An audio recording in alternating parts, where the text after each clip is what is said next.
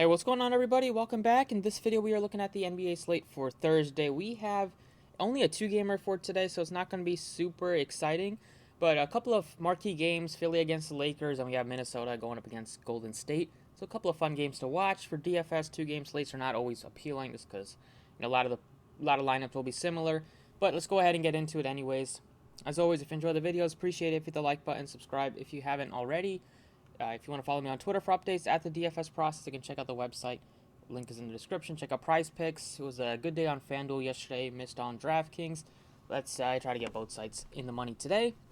So looking at the point guard options, you have LeBron James. He's 11-1. Even with Anthony Davis coming back, he still was really good last game because he shot the ball extremely well. 67% from the floor is a good matchup against Brooklyn. And Davis was on a minutes limit, so he didn't play his normal workload. Westbrook at 85.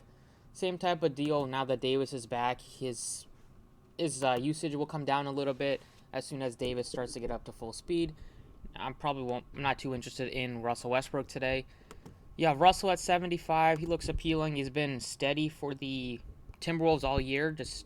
And he does get some playing time out there without Edwards and Cat. He checks out first, then he comes back in at the end of the first quarter to log some minutes and start of the second quarter. So he does get some high usage in those situations. He's appealing at this price tag at 75. Maxey at 64. The Sixers are still shorthanded today without Curry, possibly without Danny Green once again. So Maxey looks fine. Poole at 54, but I like Klay Thompson at a same price tag. It might be a little bit cheaper. He's $100 cheaper, so I like Klay. Malik Monk looks appealing just because he's been getting good amount of minutes every single game. Even with Davis back, he played 28. He's a good shooter for them off the bench, and some of these games he even started before, but they're not getting much out of like Taylor Horton Tucker at this point. So I feel like Monk, if he's going to be shooting the ball well, he's going to be out there, and the price tag is definitely appealing. And then you have Pat Bev at $4,200. He's missed a couple of games with an ankle injury. They said he's hopeful to play today, which I probably think he will. He's a tough competitor. He's typically going to play, and normally he's been very good for fantasy in terms of just a point per minute type of guy, averaging 1 fantasy point per minute. You give him mid-20s, maybe close to 30-plus minutes depending on how the game goes. They're probably going to want to have him on Curry when he's out there. Just a little bit too cheap. I'm assuming he plays today, so I'm going to plug him in at point guard. And other picks, just for like tournaments, you can look to Peyton or maybe Reeves, but that's basically it. At shooting guard, we have Edwards coming off of a 0-assist 40-point game. He was awesome out there shooting the ball, 14 of 27, hit some threes. Just very fun and exciting player to watch. Price tag has come up a little bit on him. He's definitely fine. He might get some more ownership because of people looking at the box score from last game. You could go down to Russell in that situation. But I like Klay Thompson. He's just really affordable at 53. The minutes are still not super high for him. He's got up to 26, which is a good sign. That's the first time he's gotten over 25 since he's been back. There's and that was in a big blowout as well. So they're probably going to try to keep him in like the 25 to 28 minute range for the next couple of weeks before they try to push him to 30. 53 for Thompson looks like a great play. He shot the ball well last game, maybe starting to find his stroke. You have Korkmaz, Malik Monk. Both guys look appealing. Definitely like Korkmaz just because they don't have too many options, and he's playing 37 to 39 minutes a night. Shooting is kind of erratic with him, but the price tag is still affordable. And then you even have like Beasley would be a guy that you could look to just because he's a very erratic player. Some games he's going to shoot the ball well and he's going to give you like mid-20s, even like up to 30 points. And then some games he's not going to play well and he's not going to shoot well and he's not going to play a lot of minutes. So he's only going to get you like 5 to 10 fantasy points. So he is risky, but the price tag is cheap enough to where you probably want to take some shots if you make a bunch of teams. Small forward, LeBron looks great at 11-1 just because there's not too many other spend-ups. You have Embiid and LeBron as the two guys that you can feel comfortable paying up with. Horton Tucker at only 35 is cheap enough to where you can take some shots. He's almost min price at this point. You have Thibault for his defense will be out there. 36 is cheap enough to take shots with him. And then you have Otto Porter.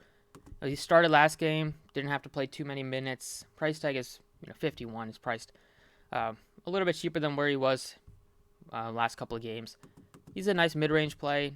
but I'm kind of like Wiggins at 57, just getting up to a guy that will typically play mid-30s in minutes, whereas Otto Porter, his minutes might still range in the high teens to the 20s. So 57 for Wiggins is definitely a price tag to where you can take some shots with. Plug him in. Power forward, like Tobias at 73. He's been getting a lot more usage without Curry out there and getting some more shots off. He's been really consistent in the last 4 or 5 games or so, and the playing time's not going to go anywhere. He has a chance to play over 40 minutes, depending on how the game goes. Kuminga, now that he's coming back off the bench, still viable for tournaments, but the floor is low. Niang is okay for tournaments, I'd say. Stanley Johnson, he started. He looks probably one of the better value picks, I guess. He's not going to do much when he's out there except for defense. He's not going to take a lot of shots, but he probably will play over 30 minutes or so, depending on how he's playing. At center, Embiid looks great. You don't know how many minutes Davis will play, so it's a little bit tough to trust him, and he is almost 10,000. So just give me Joel Embiid, who's been the best player in the NBA the last month, I'd say. Another 40-point game for him. He's averaging an insane stat line. His last 5, he's averaging 40 points and 12 rebounds, shooting almost 57% from the floor, 47% from distance. He's been doing everything for the Sixers, keeping them within 2 games of the first place in the Eastern Conference. Looney looks like a mid-range option that you could look to, and that is basically it.